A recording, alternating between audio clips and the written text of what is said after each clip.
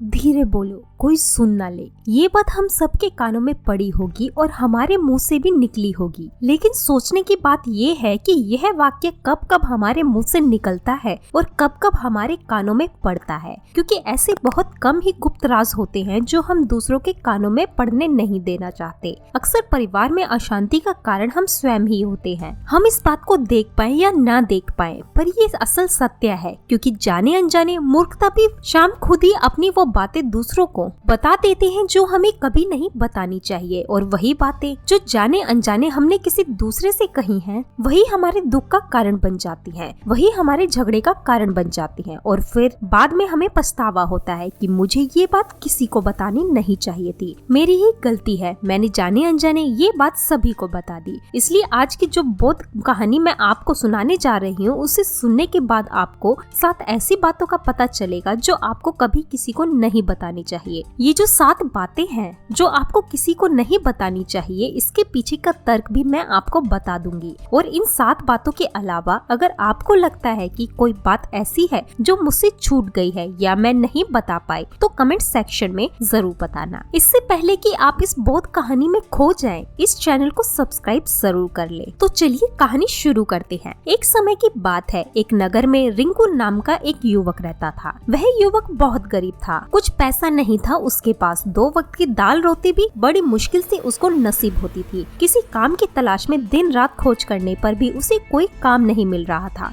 फिर एक दिन उसने अपनी पत्नी के सामने अपनी सारी समस्या आदि उसने अपनी पत्नी को कही कि मैं जिस भी जगह काम मांगने जाता हूँ, हर कोई मुझे मना कर देता है कि हमारे यहाँ काम की जरूरत नहीं है। मैं काम की तलाश कर करके थक चुका हूँ। मुझे समझ नहीं आता कि मैं तुम लोगों का पेट कैसे भरूंगा, अपने बच्चों को कैसे मालूम हो, और ये चिंता मुझे दिन रात खाई जा रही है। ये सुनकर उसकी पत्नी ने कुछ सोचकर कहा कि तुम एक आदमी के पास एक बार ही काम मांगने के लिए जाते हो, और जब वह काम नहीं देता तो तुम 2 बार उसके पास जाते तक नहीं हो। अगर तुम्हें उनसे काम लेना है तो तुम्हें हमदर्दी जतानी होगी, तुम्हें उनसे हमदर्दी हासिल करनी होगी, अपनी गरीबी दिखानी होगी ताकि वह लोग तुम्हारी मजबूरी समझा करे, तुम्हें काम पर रख ले। इसलिए शर्म मत करो, उन्हें अपनी मजबूरी बताओ, अपनी गरीबी बताओ, और इसी उपाय से तुम काम कर सकते हो। यह बात रिंकू के मस्तिष्क में बैठ गई और अगले दिन काम मांगने के लिए वह उसी सेठ के पास जा पहुंचा जहां वह पिछले दिन काम मांगने के लिए गया था। लेकिन इस बार उसने हाथ जोड़कर उस सेठ से प्रार्थना की कि उससे विनती की, वो बहुत गरीब है और उसे काम की बहुत आवश्यकता है, तो जो कुछ भी उसे देंगे उसमें संतुष्ट हो जाएगा, पर कृपया करके मुझे अपने यहाँ काम पर रख ले। उसकी ये हालत देखकर उसे सेठ ने उसे अपने यहाँ काम पर रख लिया और रोज वहाँ पर काम पर जाने लगा। अंदर ही अंदर वो खुश तो था कि उसे काम तो मिला, लेकिन उसे वेतन दूसरे लोगों से कम मिलता था। वही काम जो दूसरे लोग कर रहे थे, उन्हें ज्यादा वेतन मिल रहा था और इसे कम वेतन मिल रहा था। जब इस बारे में उसने अपने सेठ से कहा तो सेठ ने कहा कि देखो भाई, तुम्हें काम की जरूरत थी, मैंने तुम्हें काम दिया, मेरा धन्यवाद करने की बजाय तुम मुझसे शिकायत कर रहे हो। यही सुनकर रिंकू वहीं पर चुप हो गया। बात कहीं न कहीं सत्य थी। सेठ ने तो उसे उसकी मजबूरी के हिसाब से ही काम दिया था और इसलिए वो उसे अपने अनुसार ही वेतन देता था। लेकिन धीरे धीरे उसने ये बात अपने सेठ संबंधी और अपने दोस्तों को भी बताना शुरू कर दी कि उसका सेठ कैसा आदमी है और उसे कितना वेतन देता है। समय बीत रहा था और रिंकू पूरी लगन के साथ अपना काम करता रहा, लेकिन अब परिस्थितियां बदलने लगी थी। सेठ अब रिंकू से दूसरे लोगों से ज्यादा काम लेता था और उनसे कम वेतन उसे देता था। ये बात रिंकू के मन को बहुत खलती थी। वह दूसरों से ज्यादा मेहनत कर रहा है और उनसे कम वेतन मिल रहा है। इससे उसके आत्मसम्मान को गहरी चोट पहुंची। अब धीरे धीरे उसका मन अपने काम से हटने लगा। उसका मन काम में लगता ही नहीं था। जाहिर सी बात है कि ऐसी जगह किसका मन लगेगा जहां आदमी को अपने आत्मसम्मान के साथ समझौता करना पड़े। इसलिए जल्द ही उसने अपना काम छोड़ दिया और वो घर पर आकर खाली बैठ गया। अब उसके पास घर का खर्च चलाने के लिए भी पैसे नहीं बचे। इसलिए उसने अपने सेठ संबंधियों और अपने दोस्तों से सहायता मांगनी शुरू की। लेकिन उसके दोस्त उसके सामने तो उसे दया का पात्र समझते थे, उसे दिलासा दे देते थे, लेकिन पीछे से उसका मजाक उड़ाते थे। वो कहते थे कि कितना बेवकूफ है, सेठ ने उससे काम लिया और बेचारे को पैसे भी नहीं दिए। अरे हम इसको पैसे दे दे तो ये कल हमारा भी पैसा वापस कर पाएगा। इसकी ऐसी हालत है, काम तो इसके पास कुछ है नहीं, पैसा कहाँ से ला कर देगा। और इसी वजह से रिंकू की हालत दिन में दिन खराब होती जा रही थी। अब वो दिन रात तनाव में रहने लगा था। वही दोस्त, वही से संबंधी जो उसके अपने होने का दिखावा कर देते थे, उसे दया का पात्र समझ रहे थे, उन्हें उसके ऊपर तरस आ रहा था। सब लोग आकर उसे ज्ञान तो बहुत देते थे लेकिन कोई सहायता नहीं करता था। और अक्सर ऐसा ही होता है, ज्ञान देने वाले तो बहुत मिलते हैं लेकिन मदद करने वाले, उंगली पकड़कर हाथ पकड़कर चलने वाले कितने लोग मिलते हैं। एक दिन उसे पता चला कि पड़ोस के गांव में एक बहुत बड़ा भिक्षु आया है जो बहुत ही ज्ञानी है। रिंकू इतना तनाव में था कि उसे कोई रास्ता नजर ही नहीं आ रहा था, इसलिए जाने अनजाने वह उस भिक्षु के पास पहुंचा। वहां पहुंचकर वह सीधे उनके पैरों में गिर गया, रोने लग जाता है। वो रोते रोते उन्हें अपनी सारी परिस्थितियां बताता है। उसे बताता है कि किस तरह उसके सेठ ने उसका फायदा उठाया और उसके सेठ संबंधी उसके साथ कैसा व्यवहार रखते हैं। सारी बातें सुनकर वो भिक्षु ने उसे चुप कराते हुए कहा कि ये सारी समस्या तुम्हारी बुद्धिहीनता, तुम्हारी मूर्खता के कारण उत्पन्न हुई है। अगर तुम्हारे अंदर विवेक होता तो इनमें से एक भी समस्या तुम्हारे चित्त को नहीं कर सकती थी, लेकिन तुमने अपने अव्यय के कारण, अपनी मूर्खता के कारण खुद ही अपने रास्ते में कांटे बिछा दिए। आज मैं तुम्हें 7 बातें बता रहा हूँ जो भूल कर भी किसी को मत बताना, और इन बातों का अनुसरण करते हुए तुम बाहर से मिलने वाले दुखों को तो दूर ही कर सकते हो जो बेवजह दुनिया की वजह से तुम्हारे अंदर पकते हैं। पहली बात जो किसी को नहीं बतानी चाहिए वो है अपनी मजबूरी। अपनी मजबूरी का दिखावा करके दूसरों का दया पात्र बनकर उनकी सहायता लेने की गलती कभी न करना। हो सकता है कि आज वे तुम्हारी मजबूरी देखकर तुम्हारी सहायता करते, लेकिन कल वो तुम्हारा फायदा उठाने से भी नहीं चूकेगा, और अगर फायदा भी नहीं उठाया तो दूसरों के सामने तुम्हारा मजाक बनाने में वो आदमी कभी नहीं चूकेगा। इसलिए कभी भी अपनी मजबूरी का दिखावा मत करो। अगर घर में 2 रोटी है, सूखी रोटी, तो वही खाकर जियो, लेकिन दूसरों को इसके बारे में भनक तक नहीं लगने चाहिए। जरा आप खुद सोचो, मजबूरी बताने का क्या प्रयोजन होता है एक इंसान का? या तो वो दूसरों की सहानुभूति हासिल करना चाहता है या उनसे कोई आर्थिक मदद लिया जाता है। लेकिन अगर दोनों ही परिस्थितियां आप देखें तो दूसरा आदमी आपका फायदा उठाने से नहीं चूकेगा, और अगर वो फायदा नहीं उठाएगा तो अपनी नजर में तो वो आपको मूर्ख ही समझेगा, बेवकूफ समझेगा, और दूसरों के सामने आपका मजाक तो जरूर बनाएगा। इसलिए अपनी मजबूरी के बारे में कभी किसी को मत बताना। दूसरी बात जो किसी को भी कभी नहीं बतानी चाहिए वह है अपने अतीत की गलतियाँ और भविष्य की रणनीतियाँ। जरा सोचो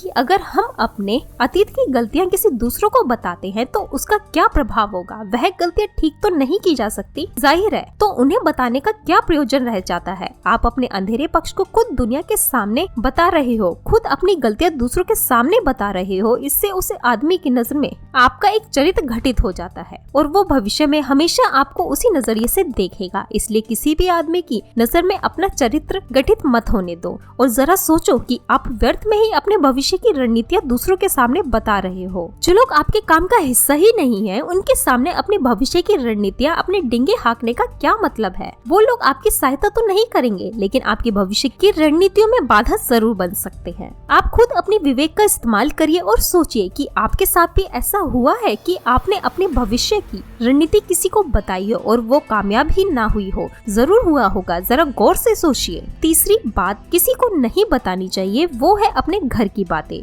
जो भी हमारे घर के अंदर आपस में बातचीत होती है, हमारे माँ बाप के साथ, हमारी पत्नी के साथ, हमारे बच्चों के साथ, वह बातें परिवार तक ही सीमित रखनी चाहिए। अगर आप इन बातों का दूसरे के सामने ढिंडोरा पीटते हो तो दूसरों को आपके घर में घुसने का मौका मिल जाता है और वो इसका फायदा उठाने से भी कभी नहीं चूकेंगे। वो आपके परिवार के सदस्यों को आपसे दूर लेकर जाने की कोशिश करेंगे। अक्सर ऐसा होता है कि हम समाज में देखते हैं कि हम अपने घर के झगड़ों को कम करने के लिए उन झगड़ों को अपने पड़ोसी और दूसरा से संबंधी को बता देते हैं, लेकिन इससे आपको सहायता कभी नहीं मिलती है, बल्कि आपके घर की लड़ाई झगड़े और ज्यादा बढ़ जाएंगे और वो जाहिर है वो बढ़ेंगे। अगर आप अपने माँ बाप की बातें दूसरों को बताएंगे तो आपके माँ बाप को बुरा लगेगा ही, हमारा बेटा हमसे बताए बगैर दूसरों को ये बातें बता रहा है। इसलिए अपने घर की बातें और अपने घर की लड़ाई झगड़े किसी के सामने मत बताइए। अगली बात जो मैं आपको बताने जा रही हूँ जो किसी को नहीं बतानी चाहिए, वो सुनने पर बहुत अजीब लगेगा लेकिन उसका सत्य भी है। मैं आपको एक तर्क के माध्यम से बताऊंगी। मैं कहती हूँ कि अपनी आमदनी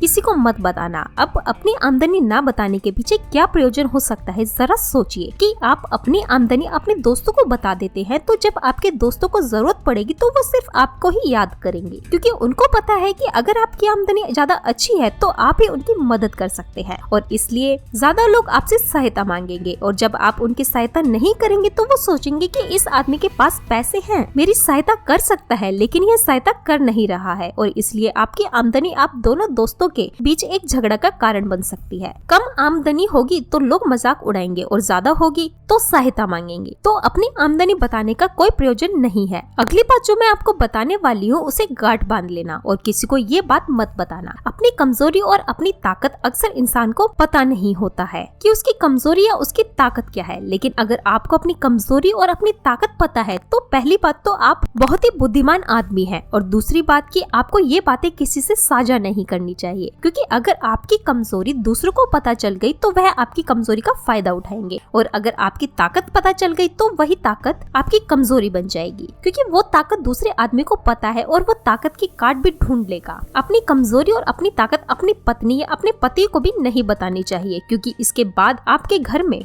उनसे हमेशा दब के रहना पड़ेगा। अगली बात जो किसी को नहीं बतानी चाहिए वो है अपने मित्र और अपने शत्रु। आप अपने मित्रों के बारे में अगर दूसरे लोगों को बताएंगे तो वह आपके मित्रों के साथ अपने घनिष्ठ बनाकर आपको धोखा देगा, आपके गहरे मित्रों को आपसे दूर करने का प्रयास कर सकता है। अक्सर आम आदमी ऐसा नहीं करता, लेकिन आपके दुश्मन ऐसा करने की कोशिश कर सकते हैं और दूसरी तरफ आपके शत्रु का भी किसी को नहीं पता लगना चाहिए, क्योंकि आज जो आपका मित्र है अगर कल वो आपका दुश्मन हो गया तो वो आपको दुश्मन के साथ ही मिलकर आपको परास्त कर सकता है, आपको धोखा दे सकता है। इसलिए अपने सबसे अच्छे दोस्त को भी अपने दुश्मन के बारे में नहीं बताना चाहिए। अगली और आखिरी बात कहना चाहती हूँ कि जब तुम दान करते हो तो दान के बारे में भी किसी को नहीं बताना चाहिए, नहीं तो दान करना व्यर्थ हो जाता है, बेकार हो जाता है। जब आप अपने दान का ढिंडोरा पीटते हो तो आप यह बता रहे हो कि मैं कितना बड़ा दानी हूँ और यह आपके अंदर एक अहंकार निर्मित करता है। इसलिए दान गुप्त रूप से किया जाए उतना ही अच्छा होता है, उतना ही फलदायी होता है। जब आपका दायां हाथ दान कर रहा हो तो दाएं हाथ को भी ना पता चले कि